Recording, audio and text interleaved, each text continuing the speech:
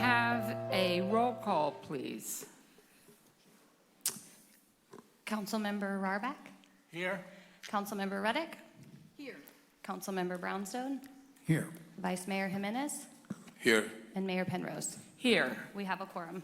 And now shall we stand for the Pledge of Allegiance?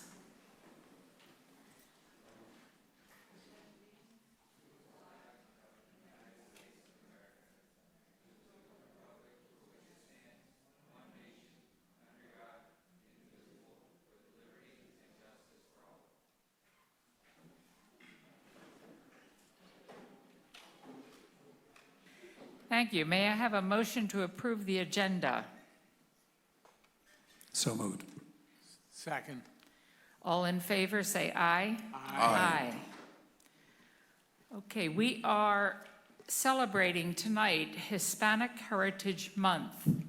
This is a very exciting time for us, and we will be asking Julissa Acosta to give the proclamations to two of the farm workers that were displaced during the January 23rd event, Uriel Najero Hernandez and Cornelio Velardes Vara.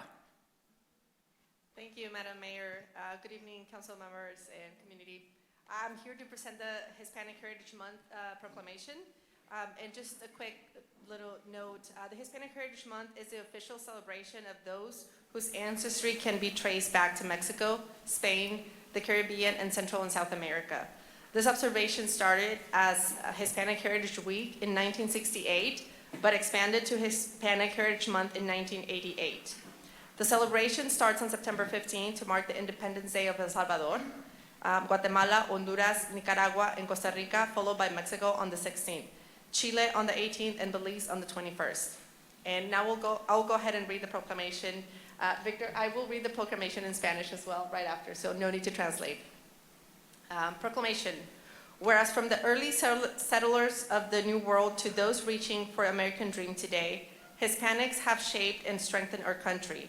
And whereas the month of September 15 to October 15th was designated as Hispanic Heritage Month by the United States Congress in 1988, and whereas Hispanic Heritage Month celebrates the contributions of Americans tracing their roots to Spain, Mexico, Central and South America, and the Spanish-speaking nations of the Caribbean, and whereas reaffirming the diversity in one of our country's greatest strengths, we acknowledge the Hispanic leaders who have stayed in the struggle for equal justice, contribute their talents, and have the opportunity to thrive. And whereas September 15 was chosen to commemorate the independence anniversary of 5 Latin American countries, Costa Rica, El Salvador, Guatemala, Honduras, and Nicaragua, and September 16 for Mexico's independence. And whereas this year theme is Latinos driving prosperity, power, and progress in America, and whereas the impact of Hispanic culture and centuries-old traditions are manifested in our state's customs and law, and whereas Hispanic Americans have overcome great obstacles to preserve and flourish in every sector and continue to make important contributions to our society in American government, business, agriculture, armed forces, commerce, education, the arts, science, and sports. And whereas Hispanic Americans are one of the fastest growing communities in this country and represent 63.7 million or 18.7% of the US residents and 39% of California's population, which signifies the nation's largest Hispanic population, and 28.2% of the population of the city of Half Moon Bay. Now, therefore, be it known that the City Council of Half Moon Bay declares September 15, 2023 to October 15, 2023 as Hispanic Heritage Month in the city of Half Moon Bay. Now I'll go ahead and read in Spanish. Proclamación. Considerando que desde los primeros pobladores del Nuevo Mundo hasta los que hoy alcanzan el sueño americano, los hispanos han moldeado y fortalecido nuestro país. Y por cuanto el mes del 15 de septiembre al 15 de octubre fue designado como el mes de la herencia hispana por el Congreso de los Estados Unidos en 1988, y por cuanto el mes de la herencia hispana celebra las contribuciones de los americanos rastreando sus raíces hasta España, México, América Central y del Sur y los países de habla hispana del Caribe. Y por cuanto reafirmando que la diversidad es una de las mayores fortalezas de nuestro país, Reconocemos a los líderes hispanos que se han mantenido en la lucha por la igualdad de justicia, aportan sus talentos y tienen oportunidad de prosperar, y por cuanto el 15 de septiembre fue elegido para conmemorar el aniversario de la independencia de 5 países latinoamericanos: Costa Rica, El Salvador, Guatemala, Honduras y Nicaragua, y el 16 de septiembre por la independencia de México.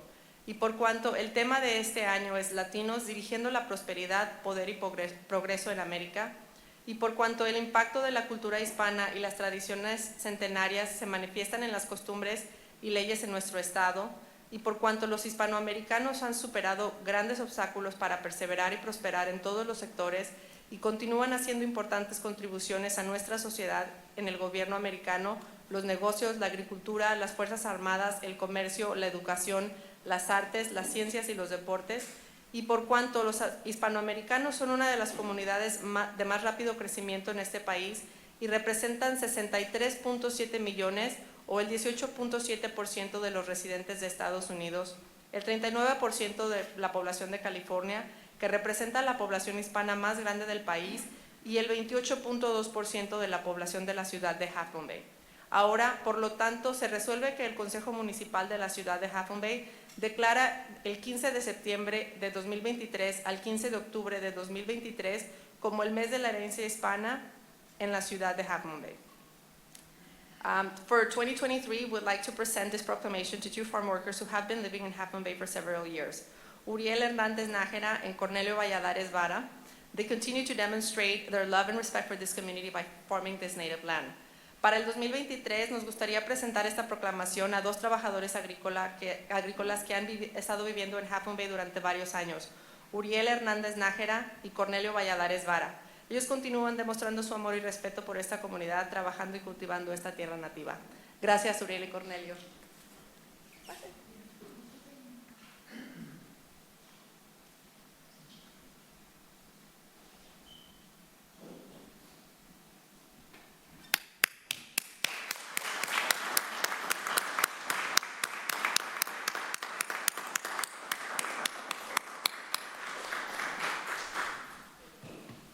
Muchas gracias. Es un honor para mí recibir un reconocimiento como este. Muchas gracias.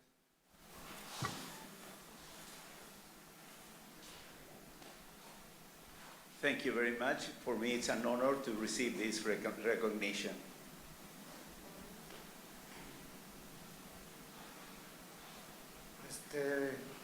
Buenas tardes a todos los que están presentes. Pues doy muchas gracias. Bueno, primero soy de México, Oaxaca. Pues yo doy muchas gracias a todos ustedes, los que están aquí en este momento. Yo estoy agradecido y ahora me dieron el reconocimiento. Pues yo doy gracias a ustedes por todo, pues que Dios les bendiga a todos.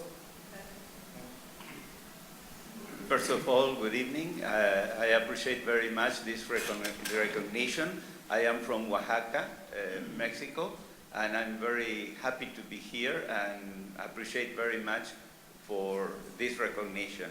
Also, I want to bless you and tell thank you, God, for all of you, and also greet every person that is here.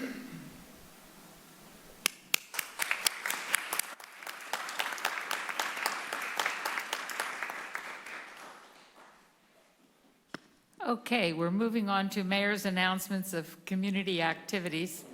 On Thursday at 9:30 in the morning, they come to Cafe Mezzaluna at the harbor and pick up a coffee and come on outside to meet with Ray Muller, our Board of Supervisors, and myself. You can come, complain, you can ask questions, you can do whatever you want. Pastries are on the house.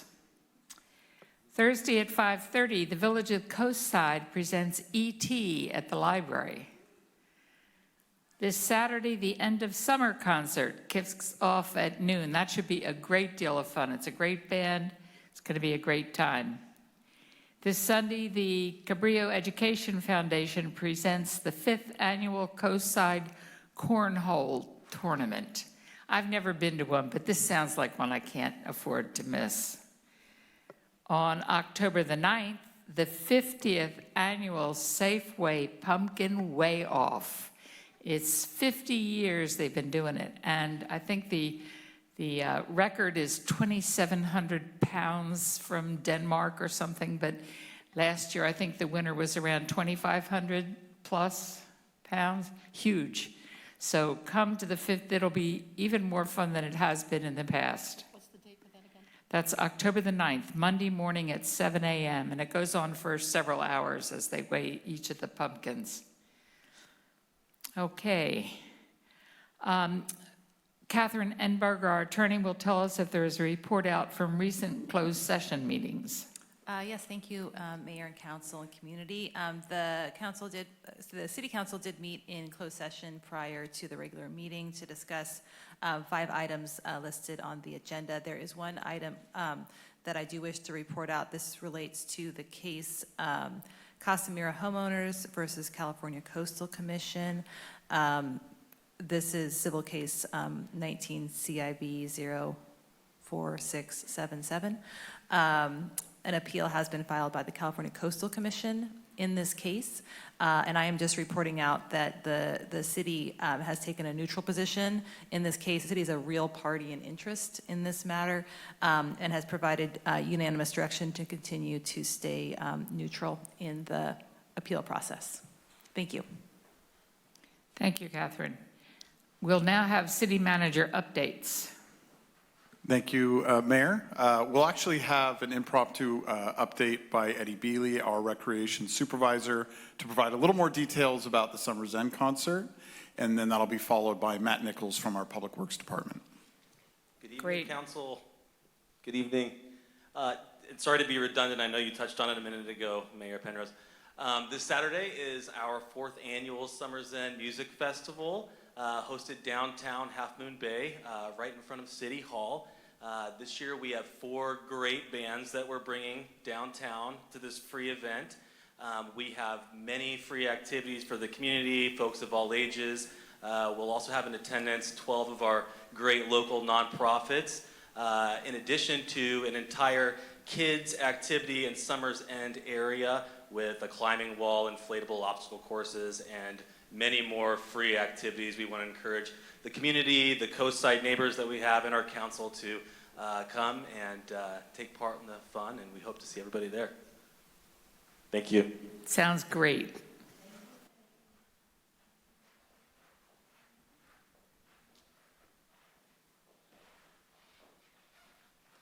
Good evening, Council, members of the public. I'm Matt Nichols with the Public Works Department, and tonight I'll be speaking a little bit on storm prep as we approach the rainy season. Next slide, please. So some quick tips to prepare for the rainy season before it gets here. Check your gutters and your downspouts. Make sure those aren't blocked with debris. It's better to do it now than when it's raining. Make sure to keep leaves and debris out of your storm drains and ditches. Make a list of zones on your property that are low and may hold water. You don't want to store things like tools, lawnmowers, toys, things like that in those low areas. It's also good to know, as you're prepping for the rainy season, where you might want to put sandbags and things to shore up those low-lying areas. Don't store hazardous materials in areas that may be subject to flooding. Once again, going into like garden chemicals, gasoline, batteries, things like that that you don't want getting wet.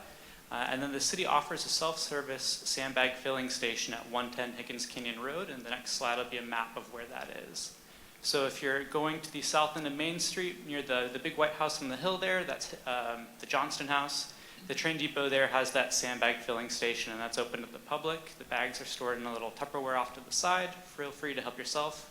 We recommend getting those sandbags before the rain starts again. Better to be prepared before the rain comes. Next slide, please. During a storm, to stay safe, make sure to keep your children and pets away from creeks and large drains. Store emergency supplies in an airtight container or bag somewhere you can get them quickly if you need to leave your home or go somewhere. Make sure that your car is fueled or charged. If we were to lose power, those gas stations may offer limited service, so it's always good to keep at least a quarter tank of gas in your car at all times. You never know when an emergency might hit. Don't try to drive through large bodies of standing water. It's really easy when you see a puddle in the street to think, oh, that's no big deal, I can drive right through it. It can be very deceptive. Those puddles can be a lot deeper than you think they are. Cars can easily get stuck or damaged in those puddles, so try to avoid them if you can. The City of Half Moon Bay Public Works Department, our phone number is 650-726-7177. Feel free to call us if you see any water blockages or backups. And after 5 p.m., feel free to call the Sheriff's Dispatch. And of course, if there's an emergency, call 911. Next slide, please. Things you can do right now this very moment. The biggest thing you can do is sign up for SMC Alert. Last year on the back end, that service changed, but from the public's point of view, it should still be the same SMC Alert. If you scan the QR code in the top there, it'll take you to the registration page. Some other things you can do is prepare an emergency kit to last you 72 hours. So make sure you have water, food, those little backup batteries to charge your phone if you need, things like that. Create an emergency evacuation plan for you and your family. And then also visit community.zonehaven.com. That's a new service that we rolled out last year. It's pretty cool. It allows the city and first responders to communicate with the public to let them know of dangers, road closures, evacuation orders, things like that. And if you go to the next slide, we'll have some more information on how you can create those emergency plans. So if you go to the city's main front page on the website, under the For Residents tab, there's a little button that says Emergency Preparedness. If you click that, that's a whole web page with great information for the residents of Half Moon Bay to help prepare themselves for those emergencies. Next slide, please. And then a question we got a lot last year at the end of the rainy season is, what do I do with these sandbags if I've taken them? Some options you have is you can save them for future use. It'll rain again. When you're saving those sandbags, a good idea is to dry them out when it's nice and sunny and then put them somewhere dry. Keep them out so they don't get all gross and nasty. If you need to switch the sand to a new bag, feel free to come to that sandbag filling station, grab a new bag and plop it into the new bag. If you really don't want to keep those bags on hand, you can always use that sand in your garden bed for landscaping, things like that. And then put the empty bags in the garbage bin, not the recycling bin.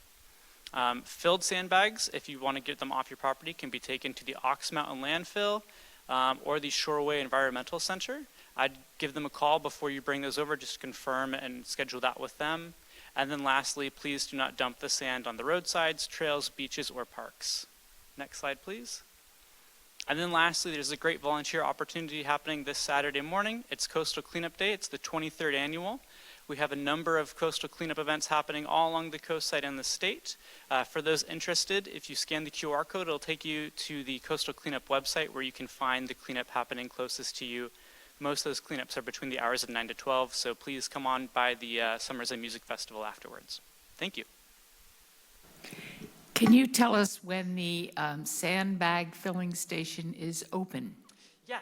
So it's self-serve. It's kind of open all the time, but we prefer people access that from sunrise to sunset, and we try and keep sand at that location year-round. But folks have to bring their own bags and their own shovels? We have shovels there, and there should be bags in the Tupperware that's off to the side. They're definitely going to be there during the rainy season. Great, thank you. Thank you again. Appreciate it. Thank you. We now start with, City Manager has no other updates? No.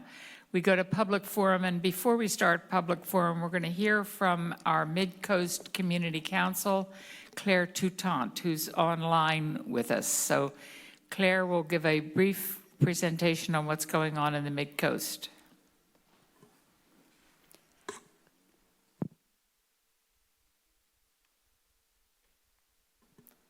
Claire, go ahead when you're ready. Okay, I'm ready. Can you hear me?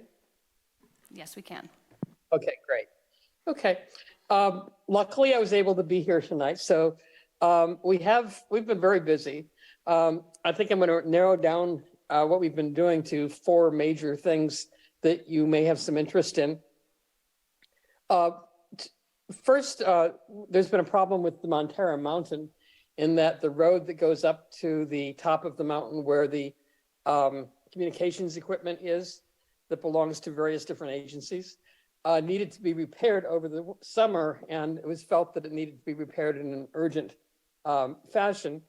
And we were told that what they would do, and when they did repair the road, they actually didn't repair it very well at all. They took out a lot of vegetation and left a lot of rutted, unpaved roadway, which looks as though it's going to be very dangerous when it starts raining.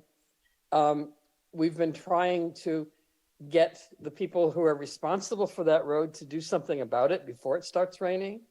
It's very difficult to do that since there are multiple agencies involved on Montara Mountain. And we are discussing this tomorrow night at our meeting, and hopefully we'll come to some kind of resolution and some sort of agreement with various agencies that are involved to repair the repairs that they've done.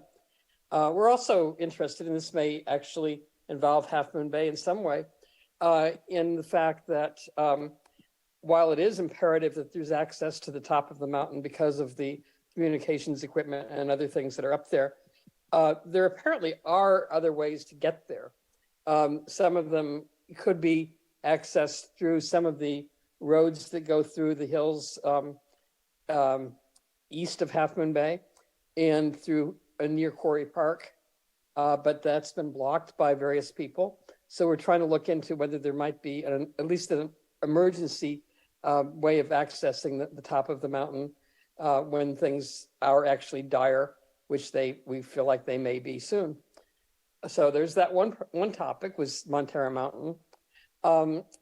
We also at this very moment have a presentation going on at Ray Mueller's office in the harbor about the Highway 1 corridor, Moss Beach corridor congestion and safety project that Caltrans and the county are working on. There is a presentation of what is being proposed. That presentation will remain up at Ray Mueller's office all week during business hours. If anybody would like to stop by and see what proposals are being made for Highway 1 and what the options are, that would be very helpful to the county and to Caltrans as they pursue their planning. The next thing is the off-leash dog policy at Quarry Park. There was a pilot project to see whether that was feasible to continue having off-leash dog walking there. The project is finished.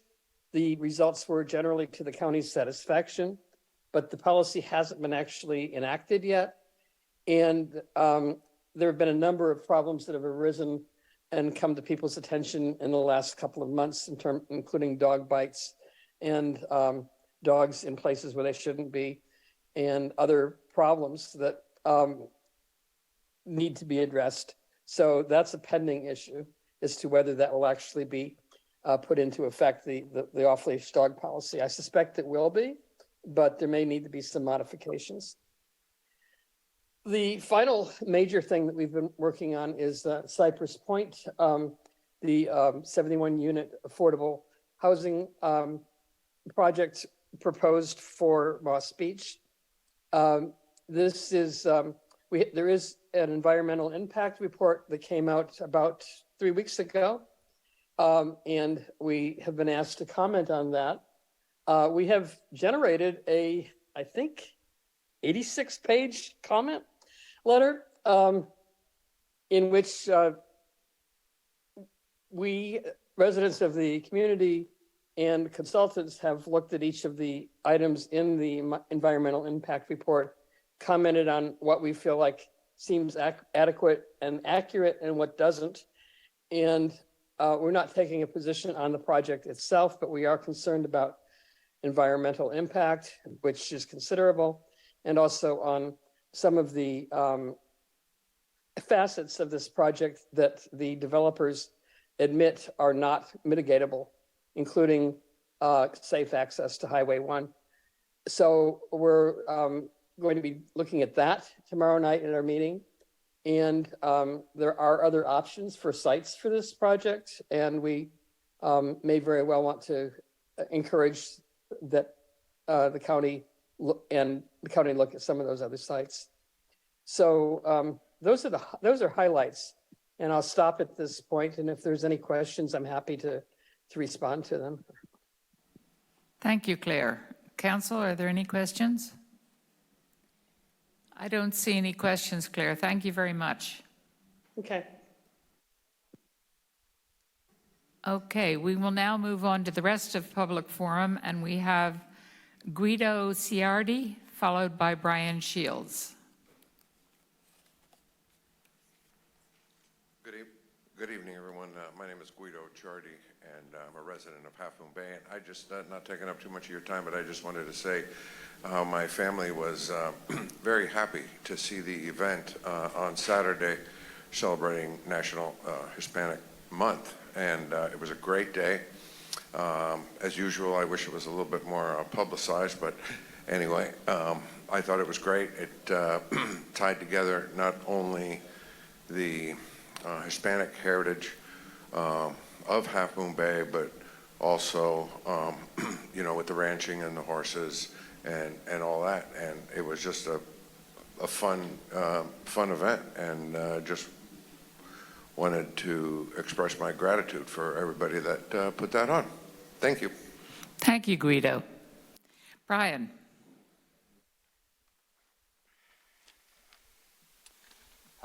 Good evening, Mayor, Council. My name is Brian Shields. I'm a field rep with Carpenters Local 217, covering San Mateo County. And I came here tonight. I read on the agenda that it said housing element, but it was not the correct item. So thank you for putting me under open public comment. And so my question or my ask is that I provided several examples of other cities that and the county that has adopted encouragement language for inside of their housing elements, and some of the encouragement language, specifically the last one, which was the San Mateo County, encourage developers and contractors to evaluate hiring local labor, hiring from or contributing to apprenticeship programs, increased resources for labor compliance, and providing living wages. And so I asked that, you know, the same question that we asked Daly City, Menlo Park, Foster City, Redwood City, in the county of San Mateo, and I asked that your housing element also reflect that under policy as encouragement. And thank you for your time. Thank you. I've been told that the speakers are inaudible. I'm not sure what that means. The speakers here, do you think? Somebody who was watching online said that the online presence, they can't hear our speakers very well. There's a problem with the audio. I don't know. No, okay. And we don't know if it's on She the said the cable speakers. or if it's on a Zoom login. I can find out. Because, well, so we know Claire could hear when Yeah, we told Claire her to could speak. hear, right? Do you want me to try to see if one of the online Okay. public forum We'll would like to follow speak? up on it. Okay. Okay. I do have online speakers. And now we have online speakers for public forum. Correct. Linda Goldstein, whenever you're ready, go ahead. Hi, I'm Linda Goldstein, and I'm with the Coastside Jewish Community and with Coastside Faith in Action. And we have been asked to speak for Alas for the Housing Committee, and Belinda Orega said that these are the things that we should speak about. I named 3 things, and this is what they are. Landlords are less and less renting to the community because they don't qualify for income requirements. That is causing families to move. The next thing she said was children are losing their security and the community they know. The sense of community and safety is compromised. And the last thing I will mention is that anxiety, depression, and insecurity are all affecting the mental health of their community. This was sent from Belinda by email to Faith in Action on July 15, 2023. and I wanted to put that forward. Thank you. Thank you, Linda. Okay, next we have Shauna Pickett-Gordon. Whenever you're ready, Shauna. Hello, Shauna Pickett-Gordon. I'm with Faith in Action, and I also would like to speak about housing. Half Moon Bay and the coast side have done so much to be proud of. People experiencing homelessness have been very well served by Coast House, as shown by their monthly reports. Our core agencies continue to serve people in need with compassion and coordination. The city is bringing not just affordable housing projects through the approval process, but is addressing the needs of essential workers on a minimum wage, which is a couple of levels below what we call affordable housing. New projects are being considered as we speak. It's very exciting. The needs of some of the people living in their vehicles are being addressed by a pilot safe parking program. And these are most, probably not everything, but most of what I've heard about, and that's going on the coast side between Half Moon Bay and Pacifica and all the places in between. I'm really proud to live in a place that looks to the future of all of its families and workers the way that Half Moon Bay, Pacifica, and the coast side do. But we are still very far behind the goal of having enough housing that is actually affordable to families living on minimum wage, especially our precious farm workers, without whom we would have a hard time attracting people to the coast side. And what would the farmers do? I know I can't take those jobs. They're way too hard. I think we need to be using a threefold approach simultaneously. One, let's keep building new affordable housing for low and extremely low income families, and if appropriate, converting existing housing. Number two, I think we need to pass some ordinances, or at least an ordinance, to protect tenants from unfair treatment, especially from unfair eviction that is not for just cause. And just cause is wider than I ever thought. Current state law, AB 1482, does not cover tenants who don't have a lease in their own name, but share housing with others. And it also, in some places, it protects people who are outside incorporated areas. In other instances, it doesn't. San Mateo County's draft tenant protection ordinance intends to fill those gaps, but it currently does not have enough votes among the supervisors to pass. Half Moon Bay, I think, might need to consider an ordinance to fill that gap for the coast side to protect our farm worker population. And number three, for the next few years, while this wonderful affordable housing is being created, and it does take time, most rents on the coast side are 2 to 3 times what our farm worker families can afford. So I really hope we can get going on rent control measures. Thank you. Thank you, Shauna. Okay, we have one more speaker, Joanne Rokoski. Whenever you're ready, Joanne. Good evening. My name is Joanne Rokoski. I'm a member of Coastside Faith in Action and the Unitarian Universalist Coastside community, and thank you for the opportunity to make a public comment tonight. Thank you as well for all the work you are doing and have done to bring low-income housing to the Coastside community. Shauna said it very well. And farm worker families and so many other low-income workers are looking forward to the housing at 555 Kelly and Stone Pine.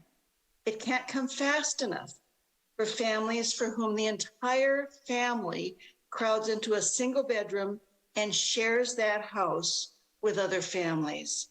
I know we've all heard the stories of how these families must take turns to use the one bathroom and single kitchen. Many of us were delighted that California Senate Bill 567 has passed both the state assembly and a state senate and is now on the governor's desk where we hope for signature. Yet to get this bill passed, many of the proposed renter protections were either eliminated or watered down, including a more robust rent control provision So it remains essential that local jurisdictions pass measures to protect all renters, but low-income renters in particular. I urge you to take steps now to protect the renters in Half Moon Bay from harassment and to stabilize renter protections and rent. While we wait for the building of much-needed housing in Half Moon Bay, we need to prevent additional renters from becoming homeless or making the difficult decision to leave the area entirely. Thank you. Thank you, Joanne. I think that ends public comment. We have no more online speakers. Okay, we move on to the consent calendar. Does anyone on council wish to pull any items? You sure may. I just wanted to, I've noticed for a number of meetings, there are representatives from COSIDE, Faith in Action, stepping up and demonstrating allyship and social justice advocacy and giving voice to those who can't always speak for themselves in this area of housing needs in Half Moon Bay. And I would just like to thank them for acting as allies. Thank you. Thank you, Councilmember Brownstone. Does anybody wish to pull anything from the consent calendar? Seeing none, I'll entertain a motion.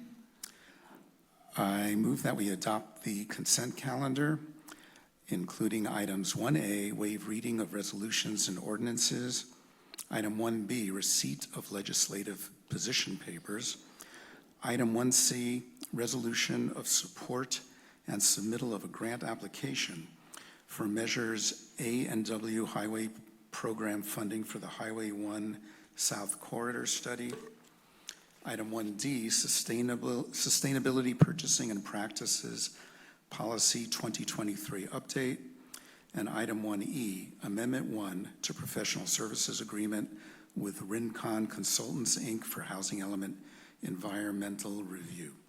Second. Have a roll call, please. Councilmember Rarback, Yes. Councilmember Reddick, Yes. Councilmember Brownstone, Yes. Vice Mayor Jimenez, Yes. and Mayor Penrose. Yes. Motion carries. Thank you. There are no ordinances or public hearings. We move on to resolutions and staff reports, and we start with a pickleball discussion. Thank you, Mayor. We'll give a moment for our Assistant City Manager, John Dowdy, and Eddie Bealey, our Recreation Supervisor, to start the discussion. And I know we've got some avid pickleball players in the audience, so we'll hopefully have a very nice discussion tonight. John and Eddie. Thank you, John Dowdy, City of Half Moon Bay. Thank you for inviting us, Eddie. Is this your first time at the table? It's my first time at the First table. time at the table, so here we go.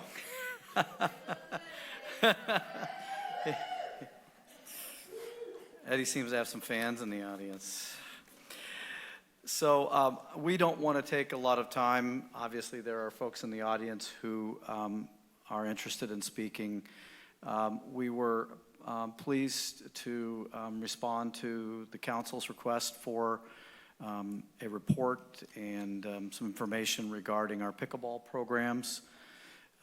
We had fun just learning about the history and figuring out whether it was Pickles the dog or something else that got the name right or wrong for pickleball, and many things. And I think we've all sort of, those of us that have been around a few years here, know that pickleball has been an increasingly popular activity here in the coast side and all around. And it was surprising, although not surprising, when I travel the country to see that pickleball is one of the, if not the fastest growing recreational activity out there, really outpacing and replacing tennis in the world there. So I hope that what we provided to you was informational and helpful in terms of understanding a little bit of what we do in terms of the hours, what we provide. Obviously, we're sitting on one of the courts here for pickleball that's on our indoor side and the other back on the other side. And then, of course, as indicated in the report, we work with CUSD, Cabrillo Unified School District, and the Boys and Girls Club to provide outdoor courts at Cunha Middle School, in addition to Sunday open gym as well. I know for many years the conversation has been out there regarding how do we expand offerings and opportunities within the Cabrillo Unified School District's facilities. I assure you that our conversations over the months and have been very positive with the superintendent, and really, frankly, to some extent, it's been a lack of progress has been driven by an extensive list of items and priorities that we've been working on, namely a lot of the housing efforts and work that are continuing and ongoing. But that doesn't mean that we shouldn't and can't continue to work toward finding greater resolution. We're thrilled with the partnership and the opportunity given to us for using Cunha and the event center. I know that there's some folks in the audience who have some background and history more toward the issue of what used to be at Cunha Middle School in terms of the paintball facilities and things of that, and I won't steal their thunder. But they were kind enough to share some of their notes, and we have that now for our records, but I'll let them speak to that issue. In general, what we find in this area and in San Mateo County is we're behind a bit in the context of a lot of areas where they're having faster growth are able to actually build pickleball specific courts, and they've done that. I've seen those. Probably many of folks in the audience and around have seen those as well. Basically everyone in the county at this point that we can find is really sort of working to retrofit from that point. And so we're working with that. We certainly can look at, when we look at our parks and facilities, remodels, renovations, new parks, to determine whether pickleball is appropriate use and activity for that site and that facility. Again, our pricing point, we think, is a very fair one given what we've seen and what we look at from the other points, and I have not heard, I don't think Eddie has either, that concerns and issues have really been about pricing. The last thing I will say is that when we did look at and run through our schedule, weekly schedule, we did see sort of a glaring missing point, which was evening access, particularly weekday, weeknight access. And so we are committed to looking at programming Thursday evening, if that makes sense for folks, and try it out and roll from there, and provide folks to be able to go after work there. So we've got, we're committed to that. We've committed staff for that time. And I think I'll just leave it at that and turn it over to the council and to the community. Do we have anyone to speak from public forum about this? We don't have any speaker cards. Okay, thank you. Then council. No, we have some back here. If you want to come up, we'll take care of the paperwork afterwards. Eddie, will you grab a We speaker know card? you. Former Recreation Commissioner here, so.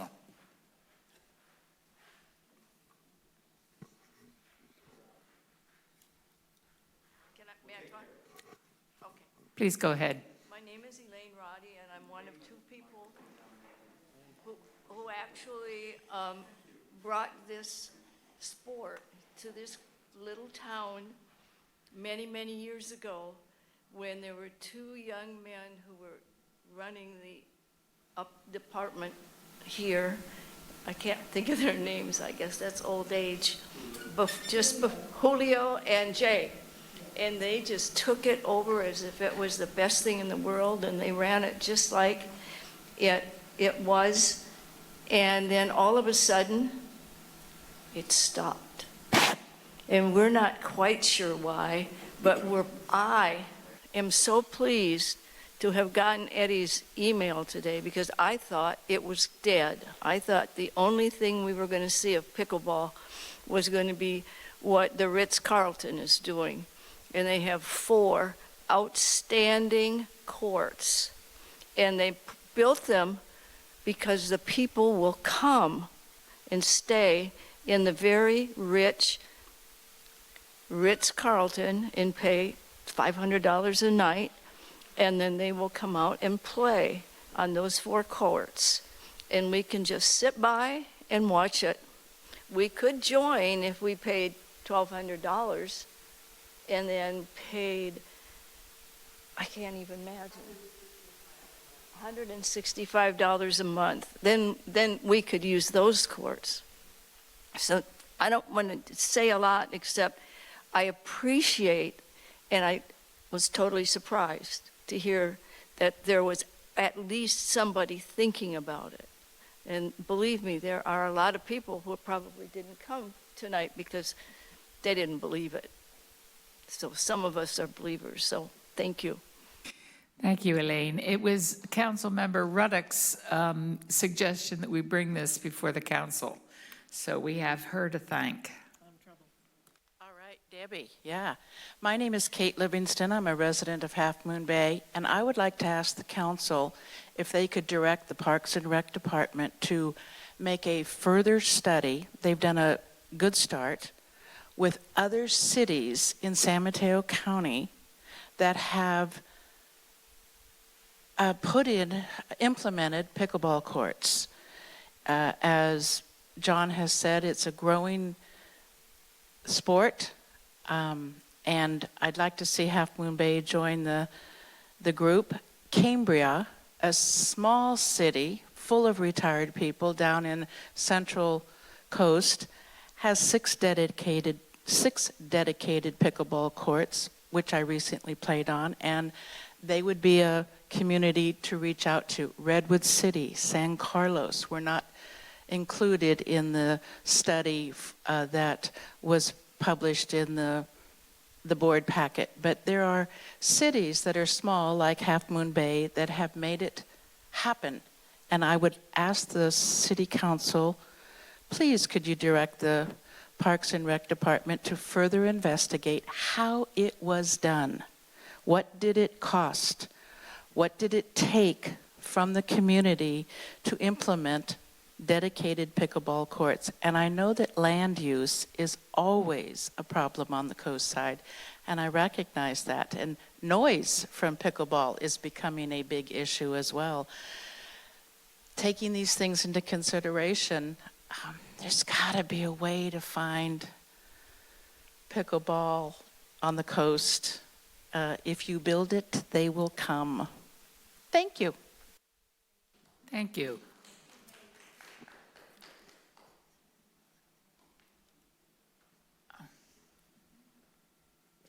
Hi, good evening, council members and mayor. My name is Liz Pesh, and I'm a new Half Moon Bay resident. I moved down from San Francisco in April, where I had been playing pickleball 3 to 5 times a week. And in coming down here to the coast side, have been really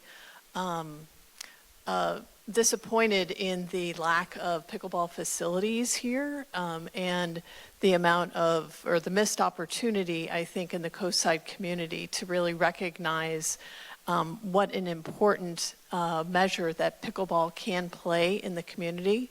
It's inexpensive, it's well served for people of all ages, all fitness levels, and the amount of benefit to the community in terms of camaraderie and bringing the neighborhood together.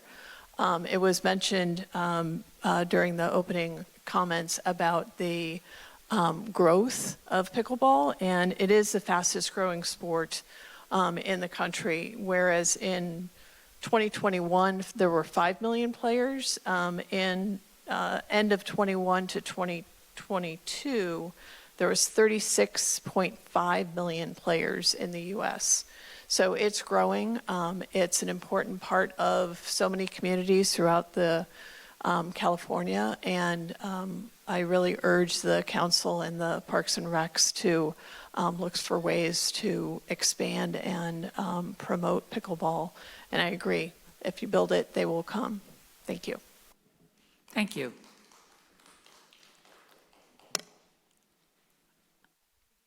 Ends public comment, so I'll bring it back to council. Actually, Mayor, we have one online We comment. do, I Yes. apologize.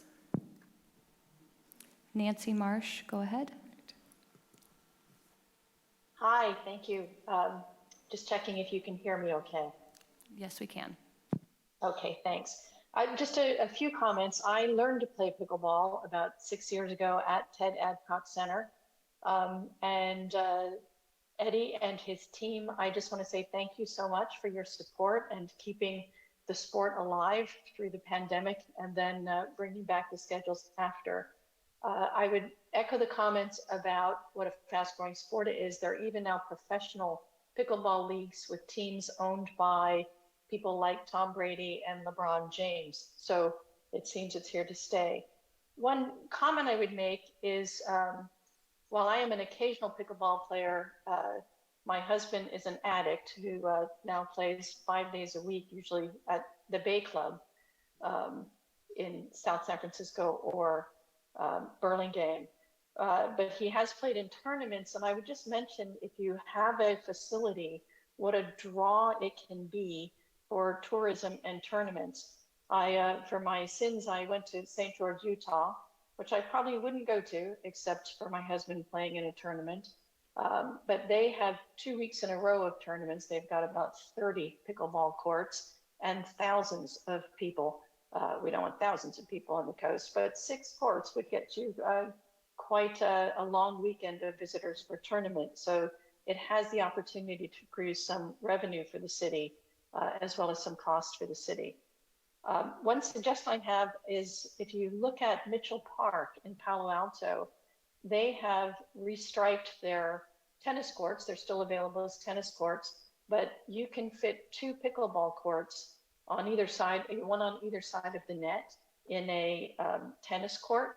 And all you need are the portable nets that some of our pickleball nuts actually carry around with them in their cars, and set up a net on either side of a tennis court. So the Cunha courts, which are 3, could easily become 6 if they just stripe them a little bit differently. And that seems like an easy expansion. So that's all for me. Thanks. Thank you, Nancy. And that does end public comment, so we move the question back to council.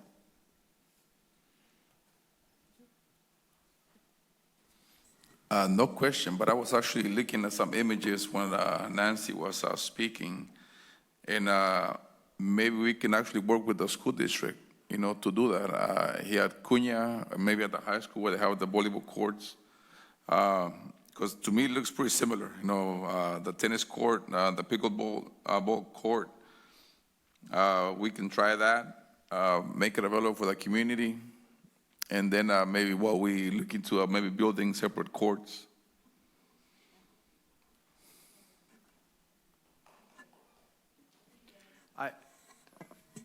What I would say is that we have sign-in, we have folks there, and from our experience at this point, Cunha has not been oversubscribed with the 3 courts. So while we certainly can look at going to 6 at this point, we're hoping to gain momentum with users to the courts at Cunha on Sunday afternoons, and to drive that. At this point, we've not reached a point that we have heard of an oversubscription really for that point, but I don't think anything precludes us from looking at converting those from 3 to 6 should demand arise. Thank you. Councilmember Reddick. Yes, I did ask for this item to be brought forward because everybody I talk to wants to play pickleball. And I actually, a couple months ago, did my first game on a Sunday afternoon sign-in and tore my meniscus. So That was a long time in healing, and actually, there's somebody here who actually saw me fall. But now, I saw lots of people there. I don't know if they actually signed in or not, but it seemed like, the people were on the courts and playing. But one of the things I noticed on the Sunday afternoon is that in one game that I was at, there was like a young pre-adolescent boy who joined some of the seniors to play pickleball. And I was thinking that this could be like a multi-generational game, because people of all ages, want to play it. And why not have, teams where you have, people of different ages. But for me, the thing that seems to be missing too, in addition to just overall capacity, is, space and time for beginners. My understanding is like during the week at Ted Adcock, it's pretty much a dedicated, very experienced group who are here early and, kind of take over the place, which I totally get it. It's an addictive game, but I think we need dedicated time and space for beginners. Maybe it's a beginning workshop, but just get people comfortable with the game. So, if we add a day or an evening time, maybe that's for beginners, or there's one beginner during the day and then more advanced play in the evening. But I think we need to accommodate people who want to learn. And of course, when you're teaching people to learn and they immediately love to want to play, then of course you're generating more demand for, more advanced play, right? You're feeding the system that demands, more capacity. But it seems to me that you could have outdoor courts at different locations and cover it with a Butler building, just some rudimentary, structure to keep the noise inside, to keep the weather out. But, if we could pave, some spaces, surface treatments, then, just put a shell like over the space, maybe that would work. But we clearly, based on, what I've seen and what I'm hearing, that there's demand. Why should people, just go over the hill? And I'd like to see us work more closely with the school district on, mutual arrangements to use, their sports fields and their tennis courts. It's a shame to me that we're not, doing more of that. So yes, resources need to be, allocated, staff time, money, but, pickleball is health and it's fun. And I'd like to see us doing more of that kind of stuff. So if there's a way we can, I know we might have to start small, but, an additional day here and there, some time for beginners, and, a plan. I like the idea of doing more of a survey. Mm-hmm. I know that a lot of people go to De Anza College. They have courts up there. Beresford Park in San Mateo apparently has courts. So maybe there's some cities we missed, but I think we're missing out on an opportunity here. And I like the idea of, I like the idea of tournament play, people coming in and, going out to lunch and spending money.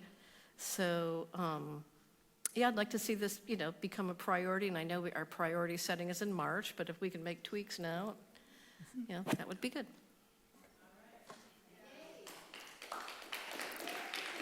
Vice Mayor Jimenez.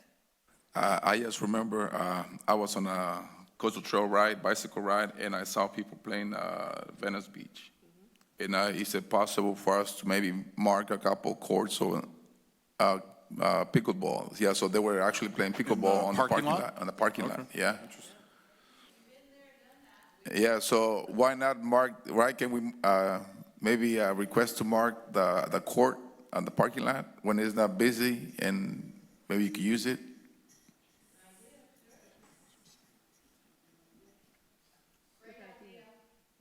Councilmember Brownstone. Yeah, so I just want to connect to some dots I'm hearing here. So in order to have more hours and places, we need the demand to increase, that we're not fully utilizing what we have right now. And then, okay, so that's something to be looked into. But, people sign up, so okay, well, I'm not going to have a, I'm sorry. Please don't interrupt. This is not a time for back and forth. Back and forth, thank you. I assume there's sign-up sheets, and that's how you figure out what demand is for courts? Is that how that works? Yes, sorry. Okay.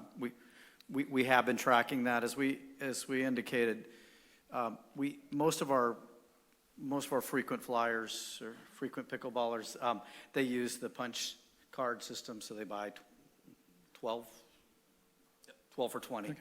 12 for 20, and we, we sort of know where they are and they punch in. Right. We recently, started tracking a little bit just to see, just to look at the numbers a little more closely, and people were kind enough to sign in and do that. So it's given us some sense. We certainly don't catch everybody and haven't caught everybody in that. So, well, I'm bringing that up because what I see on our current schedule, we don't really have evening hours, correct?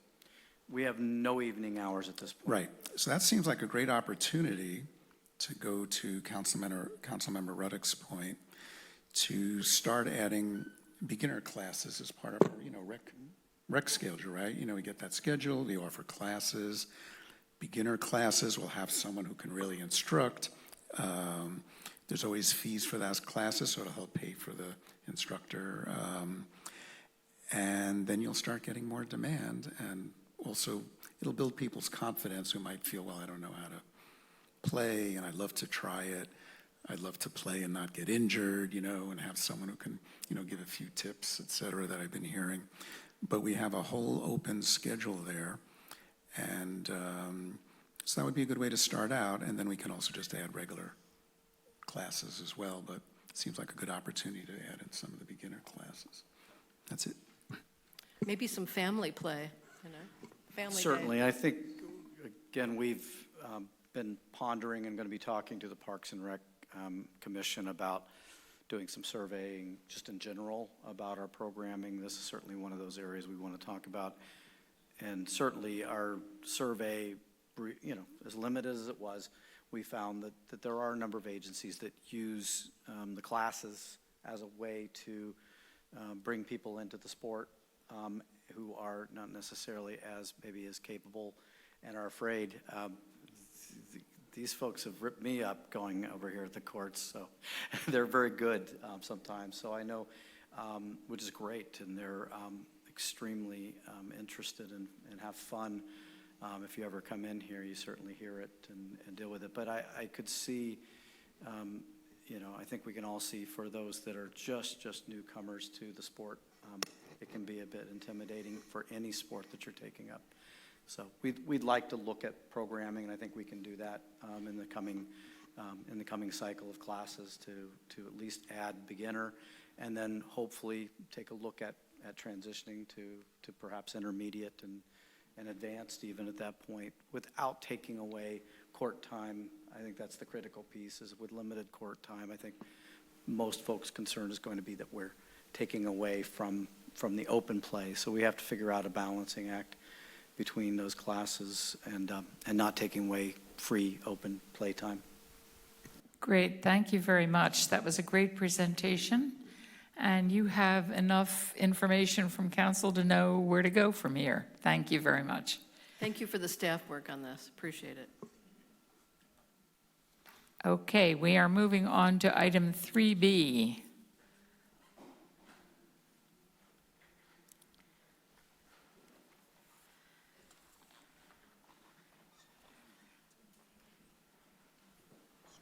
Madam Mayor, I'll introduce Ken Stiles, our finance manager, who will be making this presentation.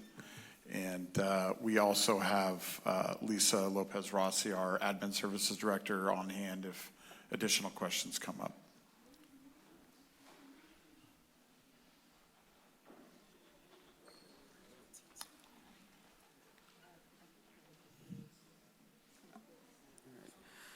Good evening, Honorable Mayor, Council, and members of the public. Today we are presenting the Financial and Treasurer's Report. We do these presentations quarterly, and this is the fourth quarter that ended in June, which is the end of the fiscal year. A short agenda discussing the revenue and expenditure highlights, fund balances, and the Treasurer's Report. This is very high level, but in the report, there's a little bit more detail and analysis. It should be noted that every number you see here is unaudited.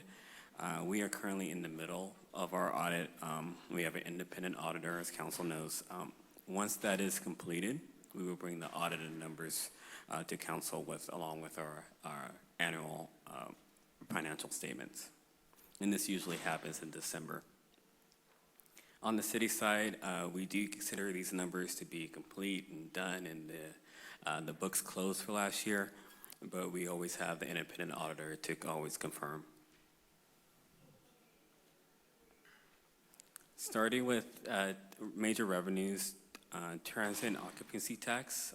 These are our major revenues. Transit occupancy tax, we had budgeted $9.6 million, and we received 8.8 for the year. So we came up short by about $650K, or 8%. And I have a slide right after this to talk more about TOT by the month. But essentially, we're thinking that we're seeing this drop due to the economy. Property taxes, we had budgeted 3.8, we received 4.1, about 250 over, which is good. And this is mostly from ERAF or education funds. These tend to be not necessarily one time, but we don't really know what we're going to get every year. They just kind of show up. So we tend to under budget and then get surprised. Sales and use taxes, we budgeted 3.3. We received 3.1, which is short by about 230. As I mentioned a few months ago at the budget process last year, our sales tax forecast was downgraded in the middle of the year. So we were aware, this isn't a surprise to us, at that time our consultant said we were going to come up about 200K short. So we're exactly where we thought we were going to fall. And this is mostly due to a cooling down of the economy. So it looks like we're in an economic slowdown. A downturn is still considered unlikely, but the economy slowing down is anticipated for the rest of this fiscal year, so until June of next year. And it's not shown here, but our budget number for this fiscal year takes into account of that. Other revenues, we budgeted 6.1. And we received 6.7, so some good news there. Half of that extra, $500,000 extra, half of that is about interest. The interest rates increased a couple times over the course of the year. The other half of that, of the excess funds that we received, is from planning and permit revenue, so it's a development activity. We traditionally are pretty conservative when we estimate those revenues out, so we're seeing a little bit more than what we anticipated. Overall, we received $22.8 million, which is short by about 200K or 1%. Not the worst overall if you summed it all up, but the TOT missing is, of course, a little concerning going forward.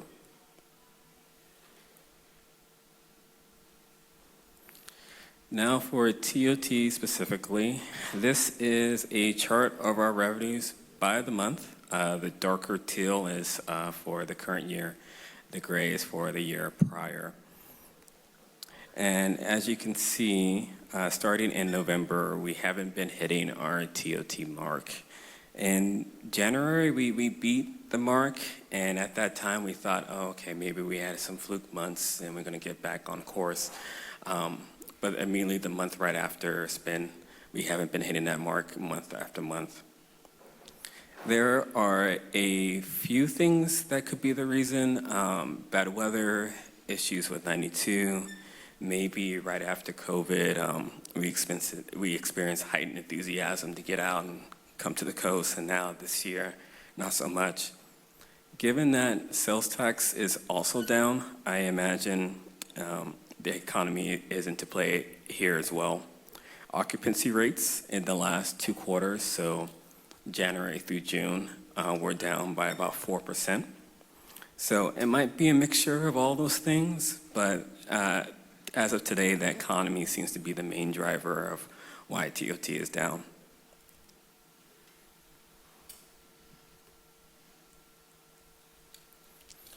On the expenditure side, though, we're looking good.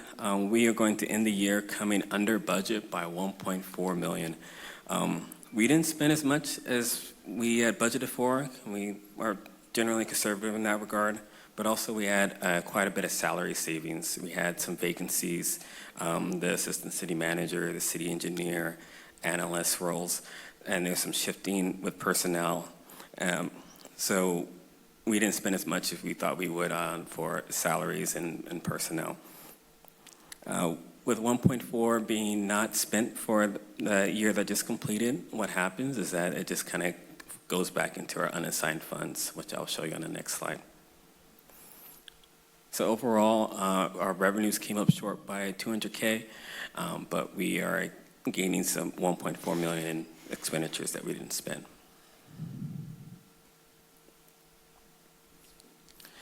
Here's our fund balances and reserves look like on June 30th, the June that just passed.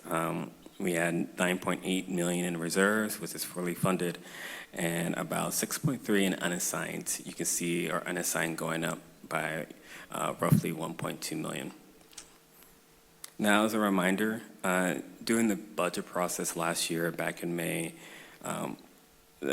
for this budget that we're currently in, we had assigned a significant portion of our unassigned funds. We used those funds to cover rising expenditures of existing programs, but also to beef up our reserves per policy. And taking these numbers now that we know how last year ends and what it looks like going forward, you can see on this slide, estimated on the, June 30th, 2024, we have reserves at 11 million, unassigned at 1.4 million. So when we adopted the budget that we're currently in, we anticipated maybe 200K in unassigned because we didn't spend as much as we did last year, and it's going to come back through to our unassigned. We're going to have a little bit more, 1.4 million. And so that's a little bit of good news. Looking at this, though, I want to stress that, so looking at this, when we started looking into outer years as best practices to see how we're going to do in the current and the next year. So this year, we think we're going to do pretty good, okay, and then next year, we're looking at seeing that there are some challenges that are ahead of us. I want to stress that it is a forecast, and this is going to change, and a lot of things can change between now and then. But this shows what happens if anything doesn't change. If nothing were to change, going into 2024, 2025, there is a budget gap of about 3.9 million. And if we were to just take this budget and paste it to the next budget, we would have to use reserves to mitigate that shortfall. And it's a structural issue. You can, if we were again to not do anything for 2 years straight, we would hit reserves the following year. So it's an indicator that we have to look more closely at our expenditures and our revenues and sharpen our pencils. So what are we going to do about it? Right now, our number one priority is doing our audit.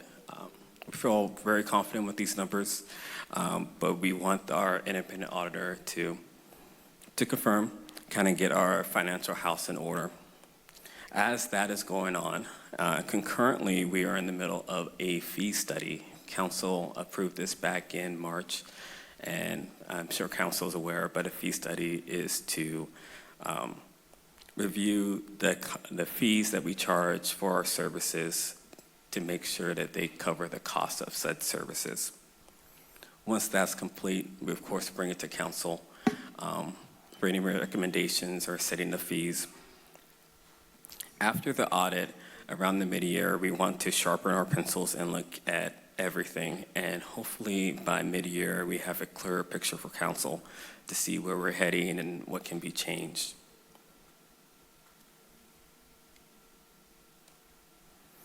And then finally, a last quick bit on the Treasurer's report. This report just details our cash at a particular point in time. At June 30th, our cash was at 51 million. 14 million of that is general fund. And our average yield, or the interest that we make on our money, is about 2.8%, which is up from less than 1% from the prior year. And that's due to interest rates increasing.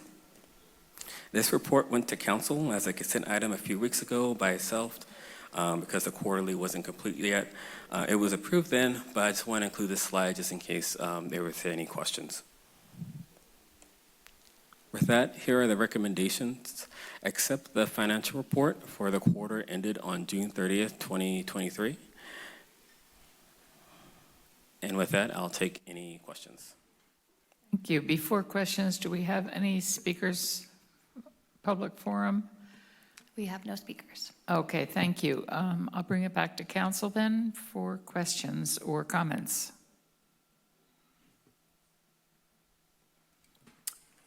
So thank you for the report, Ken. And so I just want to make sure I understand.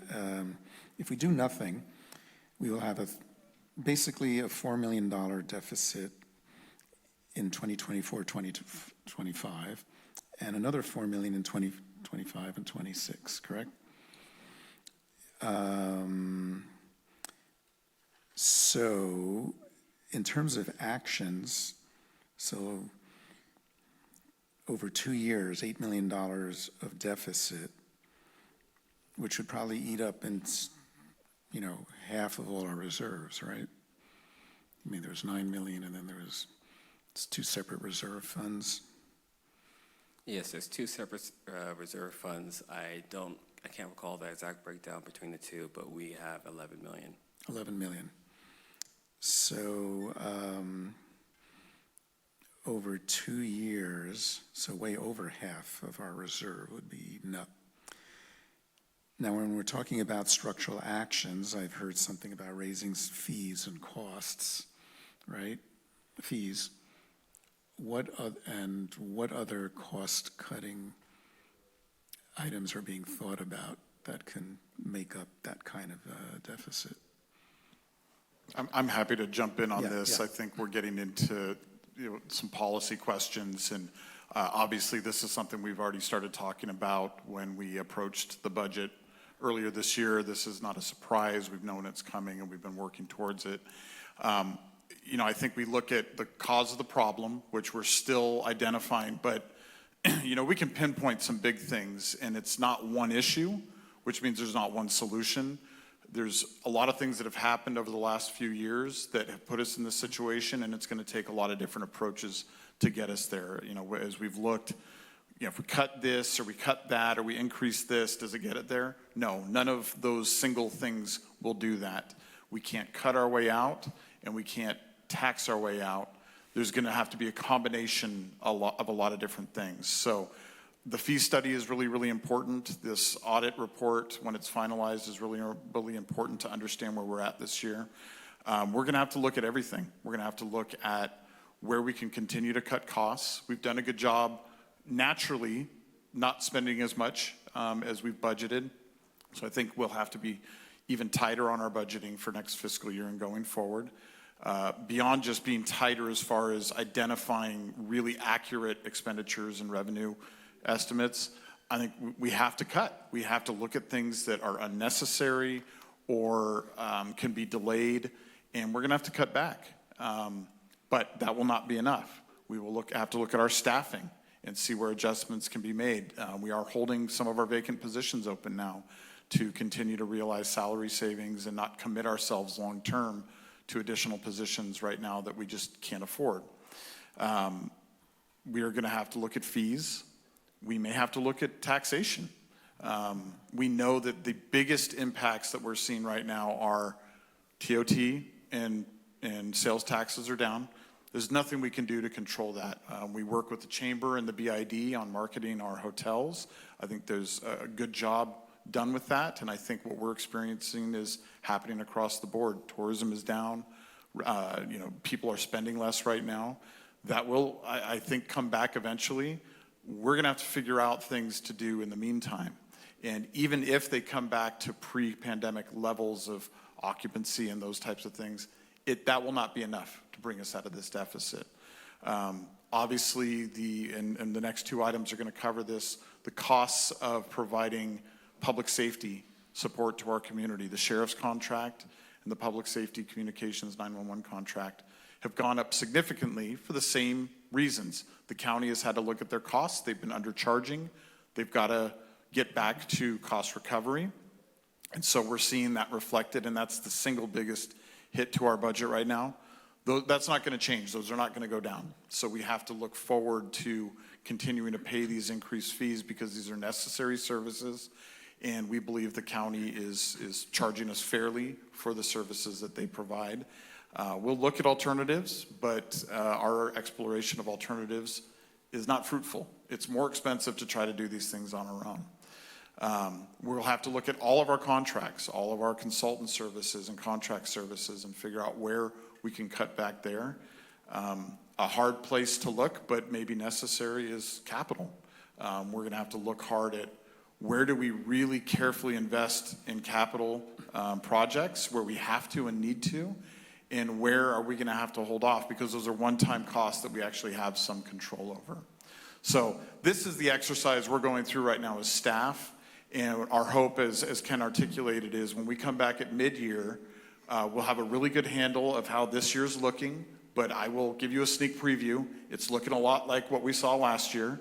You know, our TOT is not as strong as we'd like it to be. Our sales taxes are not as strong as we'd like them to be.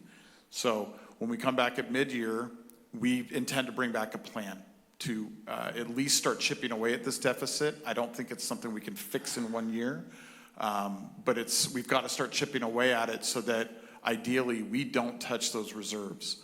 The council's been really prudent in not only having a strong reserve policy for our general operating reserves, much stronger than most communities, but the economic uncertainty reserve that you established right before the pandemic is what's really important to keep us afloat right now, which means we don't want to touch it because this is a cycle. This is going to come back.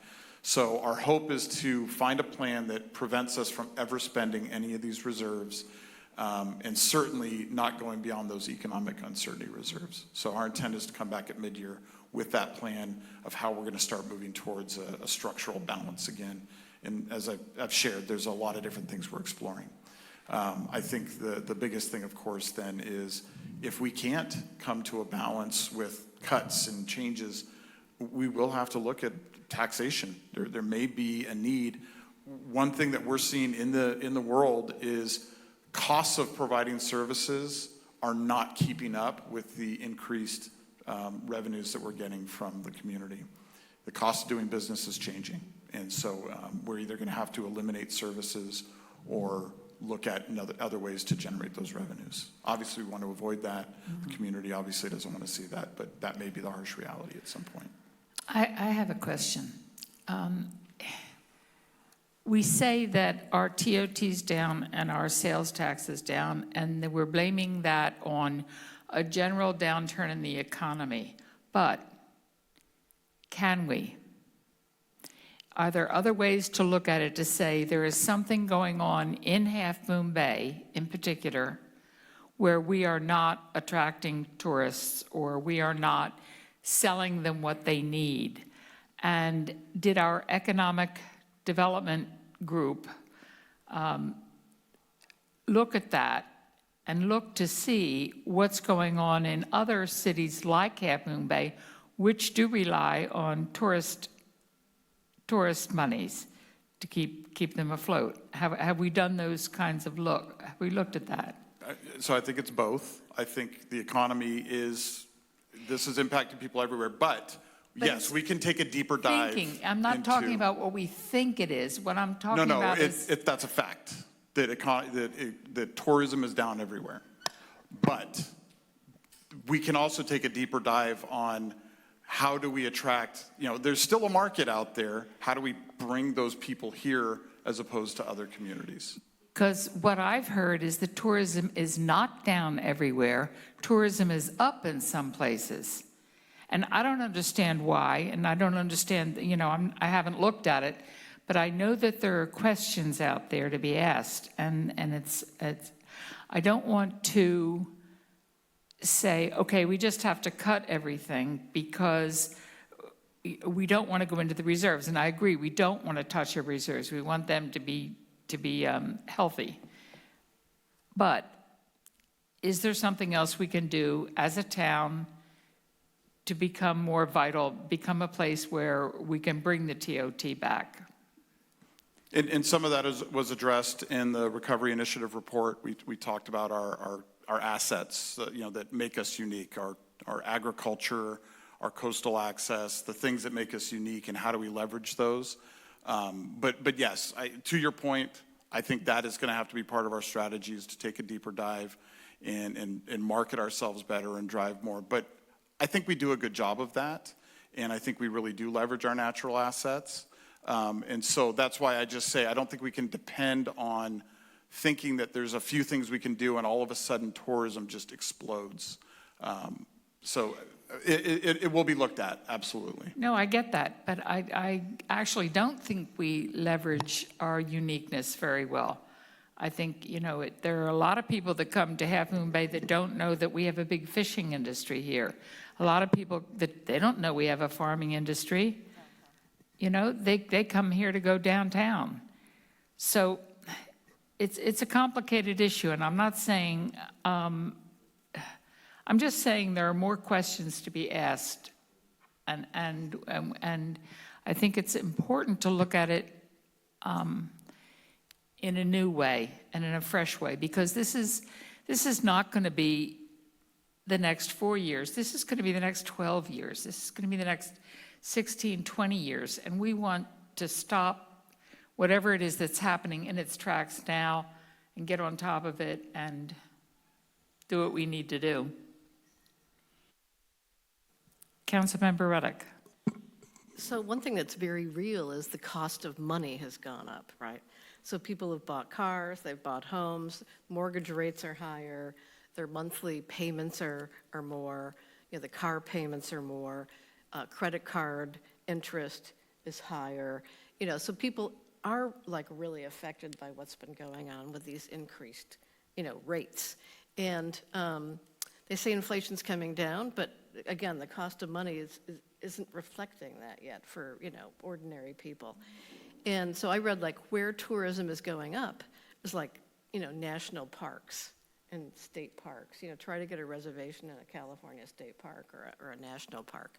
And so that's more affordable, especially for families and things. And then the other thing is, people are going to Europe and going to Asia. So that's people with, more money, with pent-up demand, that's where the tourism is going. But those are kind of niche tourism things. Yeah, you'd think people would want to be coming to the beach. It's close by, it's reasonably priced. So maybe that has to be pushed. So I agree with you, new perspectives.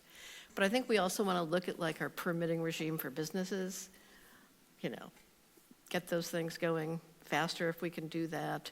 But I agree with you that, we have to look at our total, perspective here, not just, money shortfalls, but, kind of maybe shortfalls in imagination, so. Vice Mayor. Thank you. One of the things that was addressed on the economic recovery report, it was about the signage. We know what we have to offer here in Half Moon Bay. There's a lot of things. We heard comments about people that came to Half Moon Bay and they didn't even know we had a downtown. And a lot of that has to do with, we have to be able to market ourselves and what we are offering. And we have parks nearby. How are we gonna be able to market that? It's come to our downtown. We talked about, the arch, coming on 92, redirecting traffic, take Main Street south, to go downtown, take Main Street north, to go to the fish market. All right, so we did talk about that. And I think, tourism, unfortunately, we have to be able to guide them, pretty much, grab them by the hand and say, what, come over here. Let us show you what we have. Let us show you why you have to come to Half Moon Bay. We have a lot of talent in Half Moon Bay to market ourselves. We're missing. We have, a great person in our Chamber of Commerce that with a lot of ideas on how to attract tourism, right? So that's what we need to do. Marketing ourselves. Social media. Social media is big. The event that happened on Saturday, it was all social media. there was nowhere else but social media, right? And it was a great turnout. So no, so we use social media. The city, we have Instagram, Facebook, Twitter, whatever we have, right? We have to use that. Digital media. But Digital media. nobody put anything on social media about last Saturday's Spanish Heritage Day. Actually, it was on the Downtown Association page. I didn't know anything about it. So And my family was here, they didn't know anything about it. And half the council didn't know about it. So you're right, but we need to do it. It needs to be done. Yes, so let's find ways, to get tourism into Half Moon Bay. We have great restaurants, all over the place, all over downtown, around the coast. Visiting, our local farms, we have to be able to do that. We can really market ourselves and get the tourists, to visit us and learn about who we are. And let's use Google. Let's redirect them to come down, downtown Main Street. I will share, and I'm sure that we're going to hear from Harvey as well.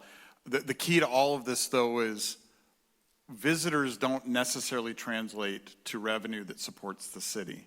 And that's where the hotels really play an important part, is the tourism translates to revenues for the city, mostly through the hotels, some through sales tax, but mostly through the hotels. And that's why the BID has been so important, and why marketing midweek sales has been very important. And I believe we have somebody now that's doing the midweek sales work. Is that right, Chrislyn? Okay, so that was something that had to be removed during the pandemic. It's coming back, so hopefully that helps. But that's the key, is 1 million people showing up to the beach on a warm Saturday can translate to $0 of revenue to the city. So the key is getting people to stay overnight, stay in the hotels, and pay TOT. And the way to get them to stay overnight is to offer them something to do. Pickleball.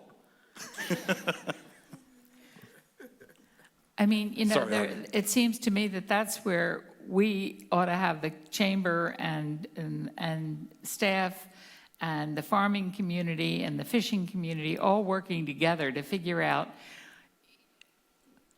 I want to go to Half Moon Bay because I can go and I can pick artichokes and I can take them home with me. So I'll come and spend the night at the Ritz or wherever so that I can pick artichokes. Those kinds of ideas. Tokens that you can use to get discounts. Have tokens at the beach, you can use them downtown. Or a kiosk, at Poplar Beach, with businesses that are listed and, things like that. We've got to connect where the tourists are going, with our commercial districts. But you're right about the hotels. Yeah. Anybody else? Thank you. Yeah, one more thing. When's Oh, mid-year? When's mid-year? Ken, correct me if I'm wrong, but we usually bring mid-year forward in February? Or Late February, early late February, March. So it's the lead up to budget preparation. It's Yeah. kind of the last stab before we get to budget preparation. So the timing's good as far as rolling into the next budget and taking your direction from that discussion. So maybe we'll schedule a couple of additional budget committee meetings, interim meetings, that we can start looking at some of these pieces. And yeah, you know what? It's been a tough ride the last 4 years, between COVID, floods, fires, other events that dramatically, that last storm we got, it hit right through Half Moon Bay at its full force. 75 mile per hour winds, things blowing off. I can't begin to tell you, it was weird, like being in a movie. And we actually caught the brunt of a storm that just wrecked us in so many ways. And people see that, they say, wow, I don't know if I really want to go there. It's kind of wild and fires, this, that. So it just depresses. You can't tell me too many areas who got hit with those storms who have had increase in tourism. No, we got the brunt of it. So that makes us unique. And Disneyland's not doing so great either. So, I mean, I'm just saying that the things that we've gone through, would discourage people and don't want to be right. We had sinkholes on 92, for God's sakes. Who wants to get caught in that? It's just real. That's what you see on Nextdoor, you know? That's what people look at. So it's a lot of honest publicity, you know, that's just not good. You know, it's honest stuff that happened to us, and people read it and they see it. And on a weekend, they really don't feel like spending a couple of extra hours. And it gets exaggerated, you know? People say, I don't want to spend 2 hours. Well, it might be an extra 20 minutes, but that's how life is. So we got the short end of that stick, and Mother Nature hit us bad. So some of these things will improve, but there are other things I think that our budget committee needs to look at. We do need to really look at our CIPs, you know, pretty carefully. And, you know, we have made choices to spend money on certain things too that we felt were very important. But looking into the future, certain things that we, you know, people come to us with huge expense items. Well, you know, so we're just going to have to keep this budget in front of folks, let people know, no, we're not going to spend money on this. We're not going to spend money on certain studies for things that are going to end up costing multi-millions of dollars. And just hold the line on certain things and be clear, you know, with our citizens. And when it comes to taxation, I'm glad you brought that up. The more we can have earmarked taxation, you know, so for example, public safety, taxes that get earmarked to things that we think the public most want to keep, spending money on and not reducing too much, and figure that out. What are the things people most are willing to spend money on, and make sure we earmark, you know, taxes towards those things where we can. That's it. Yeah. So quick disclaimer, despite the hard year we've had, the roads are open, the weather's beautiful. Come spend some money in Half Moon Bay. It's a great time to visit Half Moon Bay. It's good news, lots of good restaurants. Yes. The weather, it's very warm today. The other piece I just wanted to add, Ken, when is our next quarterly? We'll have another one of these presentations before the mid-year, correct? Yeah, the quarter the next quarter is gonna be September 30th. That's gonna go to council in October, early November. So we'll have another quarterly report like this for this fiscal year before we get to mid-year. So I think between then and the mid-year is when we can schedule those finance committee meetings. Great, thank you. There's no action on this? Thank you, Kenneth. That was a wonderful presentation. Do they have to formally accept the report? Yes. Oh, okay. There is action. Oh, okay. Can I have a... Yeah, I move that we formally accept the financial report for the quarter ended on June 30th, 2023. All in favor? Aye. Aye. Anyone opposed? Thank you. Motion passes. We move on to Agreement for Law Enforcement Services with the County of San Mateo Sheriff's Office, Amendment 16.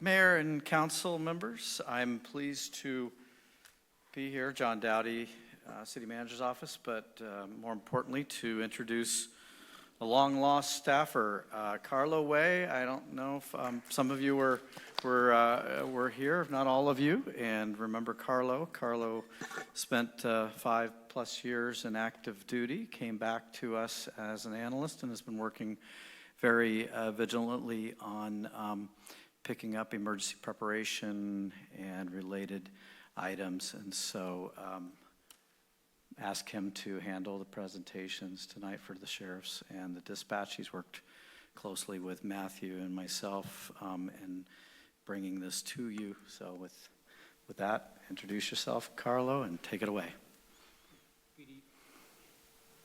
Good evening, everyone. Honorable Mayor, Council, staff, members of the public. My name is Carlo Way. I work for the City of Half Moon Bay as a management analyst. Thank you for the introduction, John. Matthew. Today I'm going to give a presentation on the Amendment 16 agreement for law enforcement services.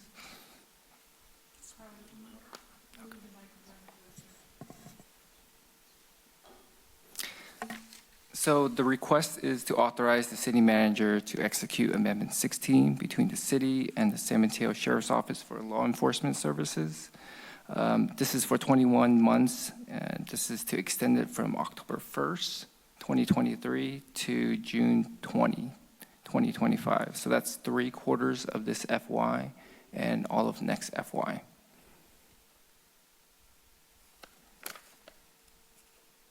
Here's some background.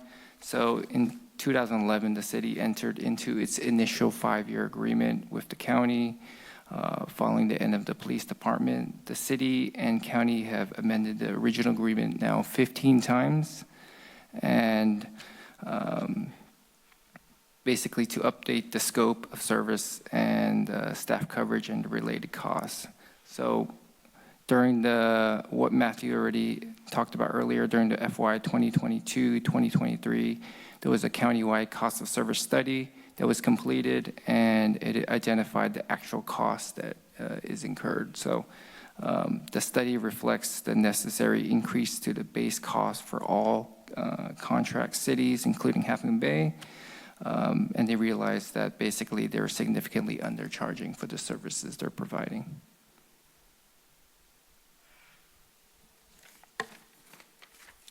So one of the major benefits of the contract service model is that it increased efficiencies for both the city residents and the entire coast-side. It's provided access to a wider array of resources and services. We have large multidisciplinary investigation units, and one of the great examples is during, unfortunately bringing this up, is the January mass shooting. We weren't saddled with a major bill at the end of that incident. You got the Sheriff's Activities League for Youth, and the city continues to realize annual cost savings and long-term savings in retirement costs.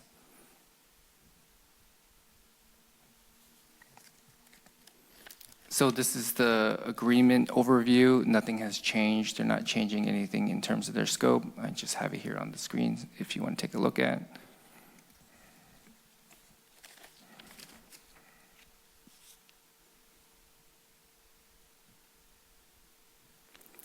And here's the financial commitment. So for the 3/4 of this FY, the remaining 3/4, it will be $3,708,912. The first quarter, which was Amendment 15, was under the FY 2022-2023 pay schedule. So, and the FY 2023-2024 operating budget already includes all of this cost, so it's already included into the budget. So FY 2024 to 2025, it will be $5,041,216, and that's the same cost for the remaining 3/4 of this year, with the addition of the CPI increases, which is projected to be about 4%. So this is the recommendation, is to adopt the resolution authorizing the city manager to execute Amendment Agreement 16 between the city and the Sheriff's Office for continued law enforcement services. Pending any questions, this concludes my portion of the presentation. Thank you, Carlo. Do we have public comment? We have no public comments. Okay, I'll bring it back to council. Mayor, could I just make one small addition? I just wanted to be clear, because I don't think the staff report was as clear as it could have been. When we brought this forward, we were looking at, well, the last Amendment 14 included basically a 2-year extension, not a 3-year, which was originally requested at that time.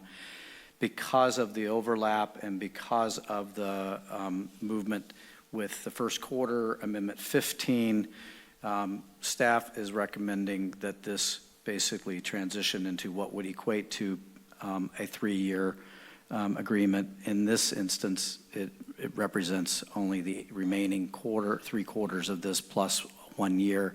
But if you look at it from the perspective of what Amendment 14 indicated and what the council's position was, and we think, I think we all understand that there were some political considerations that were part of that conversation. Certainly we can evaluate and look at further, as we've indicated, should the council wish to talk about that at a later point. But just wanted to be clear that this is in essence building back into that 3-year contract when you look at going back to Amendment 14, which the council had adopted as a 2-year. So I just want to be clear, Matthew wanted to be clear, that we weren't hiding anything or trying to hide that. The realities just were the point where we had the remainder of this fiscal year plus 1 fiscal year, which was really the only reasonable time frame to available to the city and to you in the end. So thank you. Thank you, John. Council, questions or comments? Regarding what John just said, when the council a couple years ago decided that we would have a 2-year instead of a 3-year extension, at that time there was a lot of uncertainty about the upcoming sheriff election and what the best process for public safety in Half Moon Bay would be. And that's why we decided to make it 2-year. It was a concession between the people who just wanted 1 year and then 3-year. But based on what's been happening the last 9 months or so, I think the decision to go ahead and continue the 3-year contract makes sense, and I support it. Anyone else? I agree with Councilmember Rohrbeck. Councilmember Reddick? I'm ready to vote to approve this. I'm also in line with the 3-year. Okay. Yeah. Vice Mayor? I do agree with Councilmember Rohrbeck for a 3-year contract. Okay. Can I have a motion, please? Yes. Now, do I need to add that language here at all, about 3 years, or it's understood? It's included in the resolution and the action being requested. Yeah, the 3 years is more a practical matter. The resolution has the right timing, and it basically takes us through the end of next fiscal year. Great. And for the record, I was someone who was always in favor of 3 years. Okay, I would like to make a motion that we authorize the city manager to execute Amendment 16 to the agreement for law enforcement services with the County of San Mateo Sheriff's Office under the new rates payments schedule. Second. I have a roll call, please. Yes. Councilmember Rohrbeck? Yes. Councilmember Reddick? Yes. Councilmember Brownstone? Yes. Vice Mayor Jimenez? Yes. And Mayor Penrose? Yes. Motion carries. Thank you. Thank you for the presentation. We move on to agreement for public safety communication services with the County of San Mateo.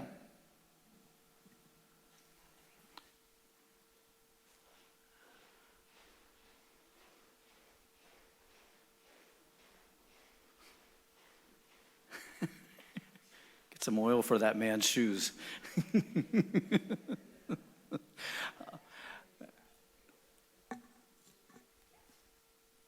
And once again, I'll ask Carlo to run through this, and we'll run through it pretty quickly. Similar tone and similar kind of circumstances with regard to cost of service study and the additional cost coming about with that. So take it away, Carlo.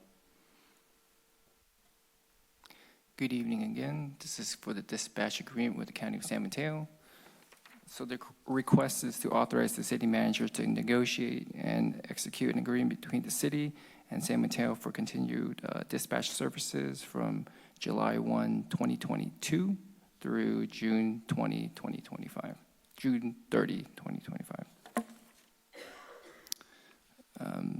So the city has historically used the 911 services, and they have routed in excess of 10,000 requests for the sheriff and CARES team in 2021 and 2022.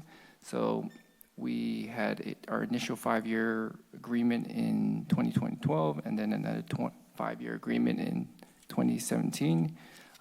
So same cost, countywide cost service indicated that we were significantly underpaying for the services being provided. There has been no change to the scope of work that they're providing. This is just the agreement that we have with the dispatch. If I could just segue into that just slightly. While the basic services have remained the same, the facilities, the software, the hardware, the training, and all the things that relate to 911 dispatch services has professionalized even greater. All those costs have gone up, everything, the rock was built, the whole facilities, but just the software structure needed to respond and deal with that has changed and has significantly increased the level of service and professionalism there. But from the basic services, they're the same as what they were many, many years ago, just at a higher quality and a more professional level. And here's the financial commitment. So 2022 to 2023, we paid the prior year's rate. And starting from 2023 to 2025 is where we're get the increased costs. So it goes from $267,771 upwards of $700,000 from 2023 to 2025.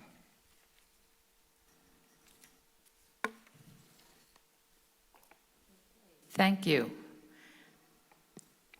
Do we have questions or comments? Any public? We have no public comments. Council, any comments? Yeah, one quick question, Matthew, if you could just remind me. So the communication increases and fees are about $500K for each of the next 2 years.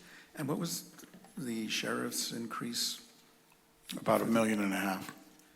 So about $2 million annually, all told, right? Yeah. Great. That helps. Thank you. Anyone else? This isn't a financial question, but I had heard that if you call 911 from a cell phone in the area, it does not get routed through the ROC. It goes to the CHP in Oakland. Is that true? I've heard similar. We can get that information into you. I think it has to do with whether or not your cell phone is in your home area. If you're not, then it goes through Sacramento or Oakland. If it does, then it can go through our local 911 dispatch. And that's evidenced by the fact that I would guess 90% of their calls are coming from cell phones. So it's not that cell phones don't get routed through our local 911 dispatch. I think when you're outside of your home area, it routes it differently. So we can get details on that and get it back to you. I'd like that. It's an issue I know that's been ongoing, and they've made corrections too, but we'll get some details for you. I mean, if we're paying for it, we should get it. Yeah. And I would just say the CARES program has really helped us learn a lot more about the services that happen at our local 911 dispatch. And that's part of the reason I can say I know for a fact that lots and lots of calls are coming through there for us, coming from cell phones, because those are the ones that get routed to the CARES program. Thank you. Okay, anything else from council? May I entertain a motion? Yes, I move that we adopt a resolution authorizing the city manager to execute an agreement between the City of Half Moon Bay and the County of San Mateo for public safety communication services for the period of July 1st, 2022 through June 30th, 2025. Second. Roll call, please. Councilmember Rarback? Yes. Councilmember Reddick? Yes. Councilmember Brownstone? Yes. Vice Mayor Jimenez? Yes. And Mayor Penrose? Yes. Motion carries. Thank you. We move on to items for future discussion, possible agenda items. Councilmember Brownstone. I would like to agendize an item. It's probably too late, obviously, for this coming election, unless there's a special election, that we look into having a parcel tax specifically to keep public safety sheriff services at current levels.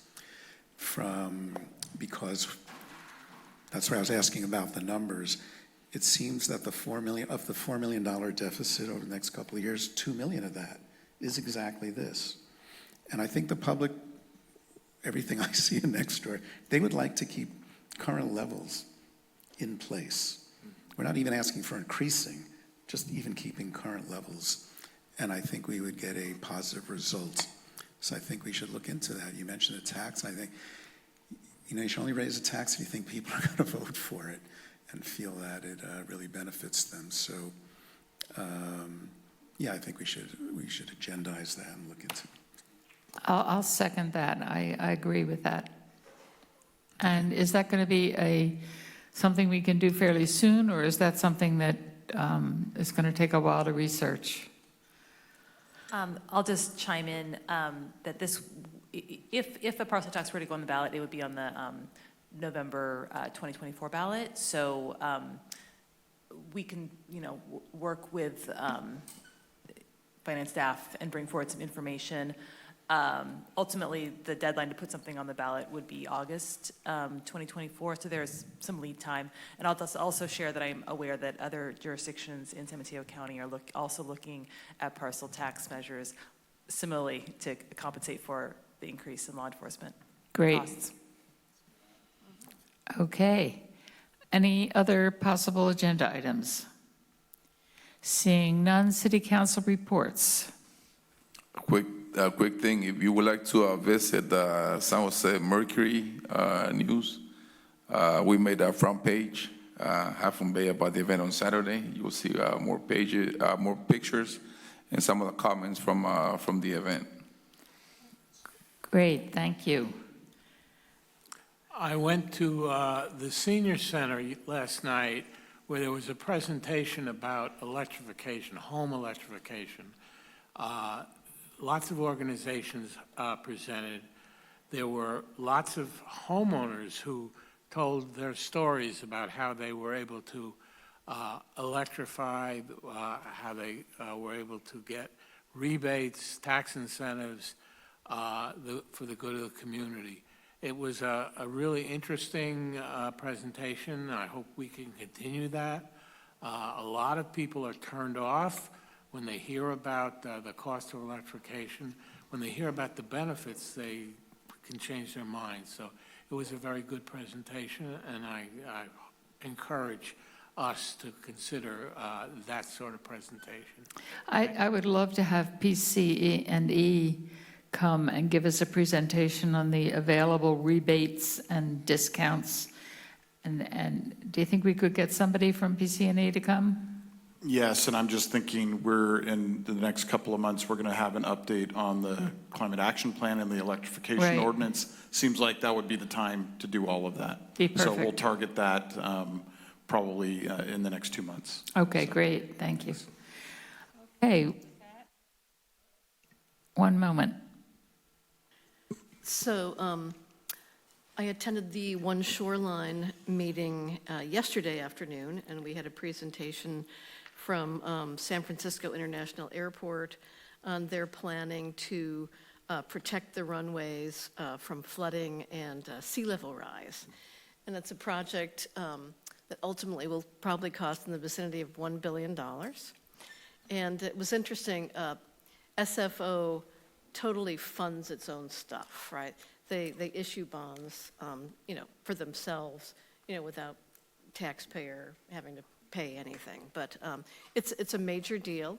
It's going to be a construction project that starts 2025 and lasts up to potentially 10 years, and that will, impact air traffic. But it was interesting to see the complexity, and I was also interested to learn that they have 46,000 employees on 3 shifts, and they're the largest employer you know, in San Mateo County. But it was pretty interesting. And then I went to the City County Association of Governments.